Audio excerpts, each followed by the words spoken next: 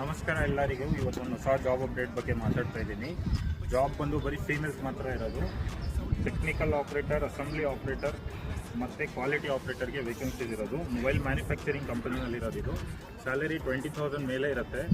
ಇನ್ hand 15,800 take home ಇರುತ್ತೆ. PF ಕಟ್ಟಾಗಿ. ಮತ್ತು ರೂಮು ಊಟ ಫ್ರೀ ಆಗಿರುತ್ತೆ ಕಂಪನಿ ಕಡೆಯಿಂದನೇ. ಮಲ್ಟಿಪಲ್ ಲೊಕೇಶನ್ಸಿಂದ ಕ್ಯಾಬ್ ಫೆಸಿಲಿಟಿ ಕೊಡ್ತಾ ಇದ್ದಾರೆ. ಪಿಕ್ ಆ್ಯಂಡ್ ಡ್ರಾಪ್ ಫ್ರೀನೂ ಇರುತ್ತೆ.